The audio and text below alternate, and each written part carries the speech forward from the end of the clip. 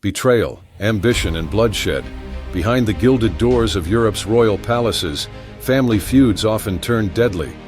From Cleopatra's vicious struggle for power to the brutal sibling rivalry of William the Conqueror's sons, history is filled with royal disputes that changed the fate of nations.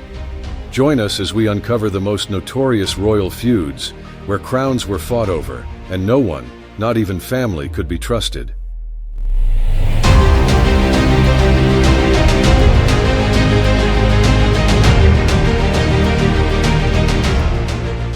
The Family Feud of Cleopatra.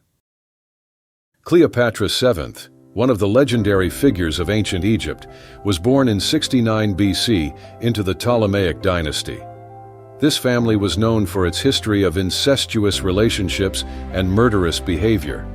Over the generations, sibling killings, mothers confronting their children, and sons killing their parents became commonplace.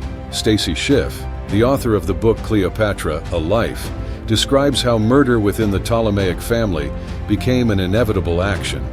For example, Cleopatra's uncle killed his own wife, who was also his stepmother and the half-sister of his father. Cleopatra and her three siblings inherited this bloody tradition.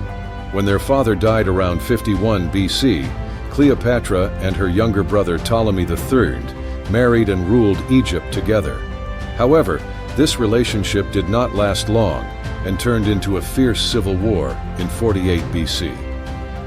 During this chaotic period, their younger sister Arsinoe IV also seized the throne for herself. Cleopatra did not take her sister's betrayal lightly.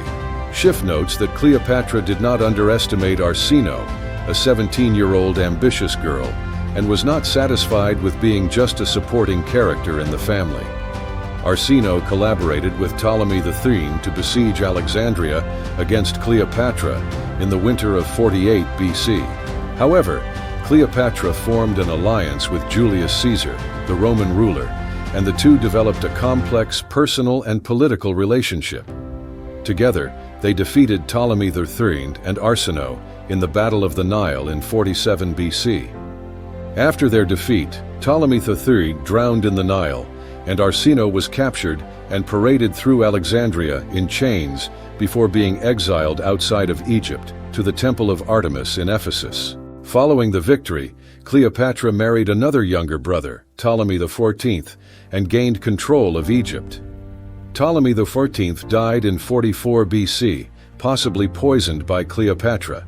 She then placed her son, Ptolemy XIV Caesarion, on the throne as co-ruler. However, her younger sister Arsinoe remained a threat. In Ephesus, Arsinoe called for support to proclaim herself as the Queen of Egypt, challenging Cleopatra's position. Arsinoe's determination revealed Cleopatra's fragile position outside of Egypt and deepened the animosity between the two sisters.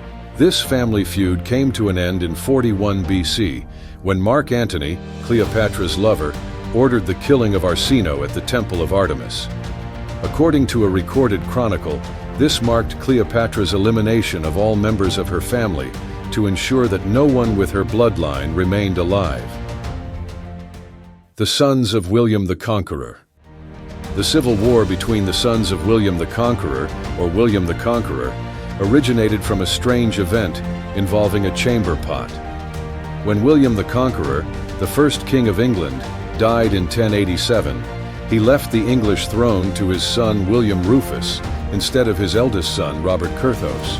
William Rufus had long been at odds with Robert, who was known for his hot temper, belligerence, and promiscuity, earning him the nickname Robert Short Pants, possibly due to his short legs. According to Orderic Vitalis, a Benedictine monk and author of the 11th and 12th century chronicles, the relationship between Robert and his father became strained in 1077. This occurred after William Rufus and his younger brother Henry teased Robert by pouring a chamber pot over his head. A brawl ensued, and their father, William the Conqueror, intervened, but refused to punish William Rufus and Henry.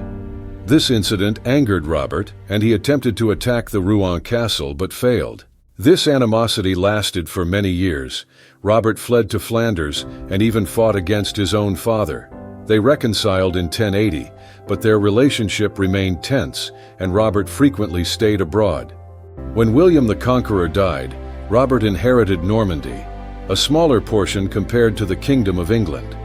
Robert tried to rebel against his younger brother, William II, but failed to gather forces in England. After participating in the crusade to the Holy Land in 1100, Robert was informed that his brother, William II, had died, and their younger brother, Henry I, had ascended to the throne. Upon returning from Normandy, Robert decided to mobilize an army to invade England in July 1101. As Robert advanced towards London, Henry I intercepted him at Alton, Hampshire.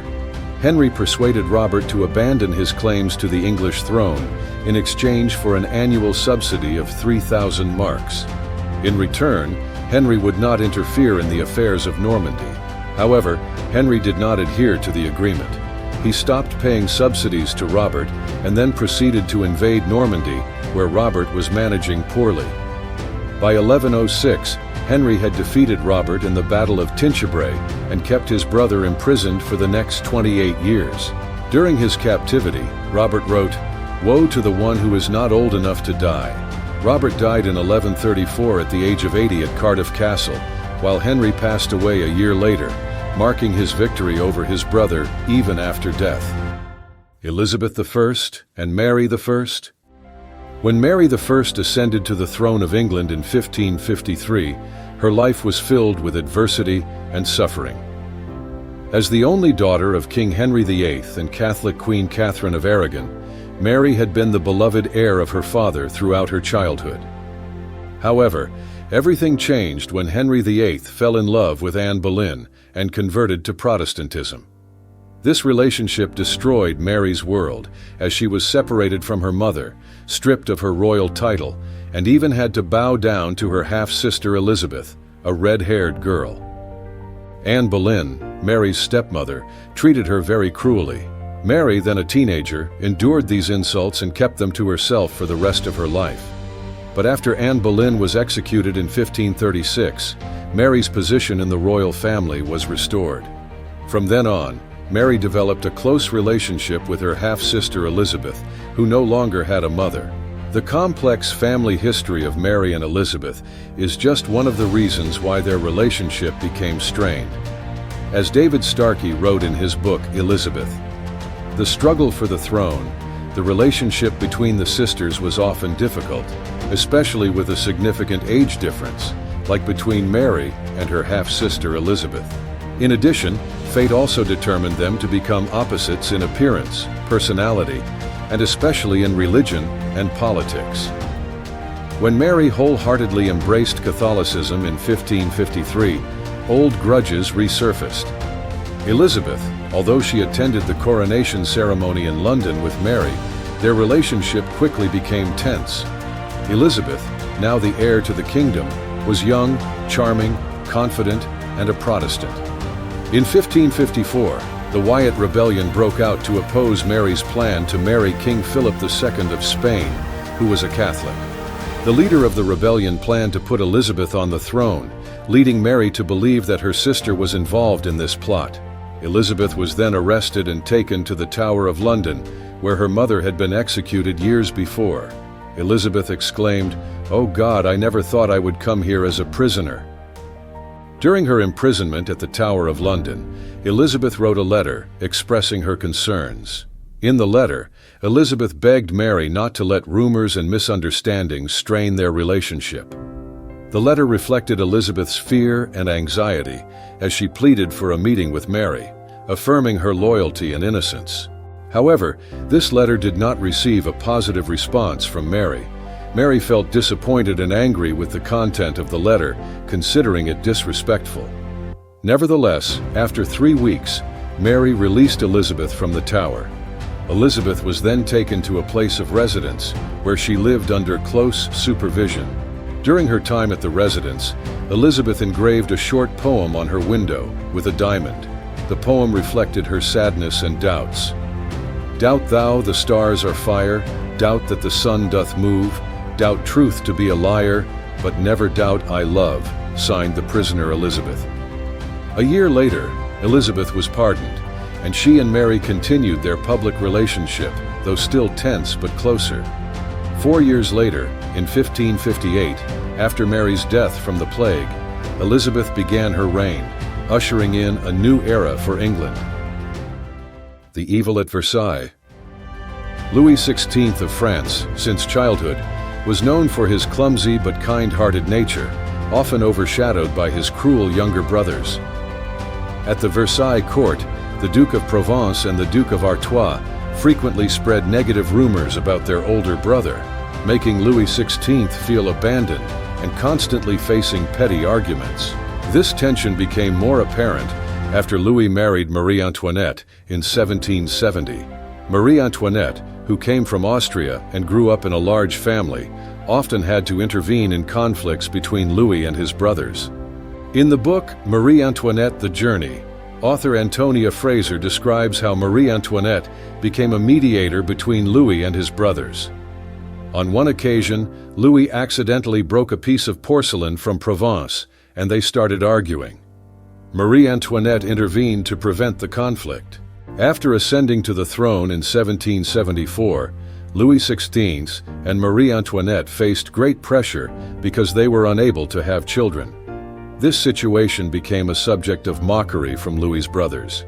Interestingly, even though Provence also did not have children in his own marriage, he still did not hesitate to mock Louis and Marie Antoinette.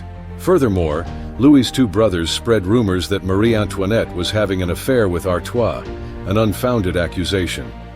The situation worsened after Marie Antoinette gave birth to Princess Marie-Thérèse in 1778. At the baptism of the princess, the Duke of Provence raised doubts about the true identity of the child's parents. The Duke seemed to openly imply that Louis and Marie Antoinette may not be the real parents. As the situation in France became increasingly tense, the conservative and reactionary policies of Louis XVI's brothers, Provence and Artois, constantly caused trouble for the moderate group. Both Provence and Artois fled France with their families during the French Revolution. After Louis XVI's death, both Provence and Artois finally had the opportunity to fulfill their dream of becoming kings. After the fall of Napoleon, Provence ascended the throne with the title Louis XVI, reigning from 1814 to 1824. Then, Artois succeeded his brother as Charles VI from 1824 to 1830 before being overthrown. Relationship with Napoleon. Napoleon Bonaparte once complained about the betrayal of his family, saying, "His siblings have harmed him more than helped him." He made efforts to elevate his siblings from Corsica, including Joseph, Lucien, Elisa, Louis, Pauline, Caroline, and Jérôme, to positions of power. Napoleon bestowed titles upon them, made them kings of various kingdoms, and helped them become wealthy. In return, he expected absolute loyalty from them. However, not all of Napoleon's siblings fully supported him. Lucien, Napoleon's younger brother, had never liked his older brother. Lucien saw Napoleon as a bully and arrogant. In a letter to his brother Joseph in the early 1790s, Lucien listed Napoleon's flaws and remarked that Napoleon had a tendency towards dictatorship. Lucien warned that if Napoleon became a ruler, he would be a tyrant. When Napoleon came to power in France, Lucien was sent to Italy because he married a woman Napoleon did not approve of. Meanwhile, other members of the Bonaparte family continued to conflict, with little unity except for a shared hatred of Josephine, Napoleon's wife. Napoleon reacted by honoring Josephine and her children, exacerbating the family conflict. Tensions escalated in 1804, when Napoleon declared himself emperor. His sisters and sisters-in-law were outraged when asked to support Josephine at the ceremony at Notre Dame.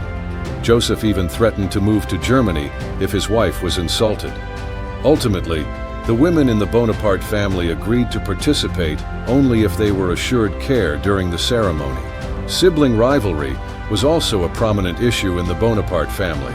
Napoleon appointed his siblings to important positions, with Joseph as the King of Naples and Sicily, Jérôme as the King of Westphalia, and Louis as the King of Holland. When Elisa was given the rule of the Principality of Piombino, Caroline mocked her sister's limited power, describing it as a small principality with insignificant military forces. After Napoleon's defeat at Waterloo, his relationship with the family became more strained than ever. Napoleon admitted that he did not truly love anyone in the family. During his exile in St. Helena, Napoleon realized that placing his siblings in positions of power was a mistake. When he crowned a sibling as a king, that person began to believe they were truly a king by divine right and no longer a supporter of Napoleon, becoming his enemy.